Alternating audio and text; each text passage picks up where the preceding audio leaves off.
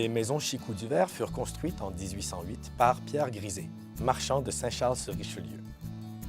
En 1811, elles furent acquises par Pierre Chicot-du-Vert, médecin de Québec. À ce moment, les maisons se trouvaient sur une propriété faisant 6 arpents par 80. C'est en 1815 que M. Chicot-du-Vert fit le partage de ses maisons entre ses deux fils. Louis, notaire de profession, obtint la partie nord, tandis que François, médecin comme son père, obtint la partie sud. La maison de François Chicot-du-Vert du 426 chemin des Patriotes fut spécifiquement construite en 1808. Elle possède des murs de 3 pieds d'épaisseur. Elle a la particularité, tout comme la maison de Louis Chicot-du-Vert, d'avoir des soupiraux munis de herses de fenêtres, communément appelés des étrupes-chats, en fer forgé. On y retrouve également les 2 foyers d'origine.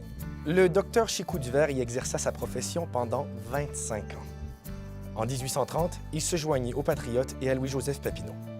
C'est cet emplacement même que se produisit l'Assemblée des 6 comtés, le 23 octobre 1837, à laquelle auraient participé pas moins de 6000 patriotes. Cette assemblée fut vraisemblablement la plus grande des assemblées patriotiques de l'époque. Sur les rives de la rivière Richelieu, tout près de la maison de François Chicot-du-Vert, se trouve d'ailleurs la colonne de la Liberté, soit une réplique du mets offerte à Papineau le jour de l'Assemblée des 6 comtés. Acheté en 1983, le bâtiment loge actuellement les bureaux du groupe UDA.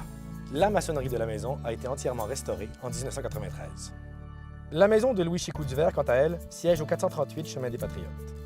Datant de 1810, elle a aussi subi des changements depuis sa construction.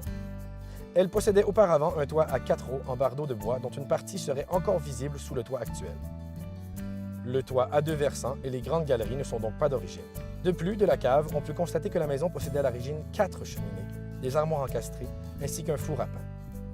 Jadis, un puits et une laiterie se trouvaient derrière la maison.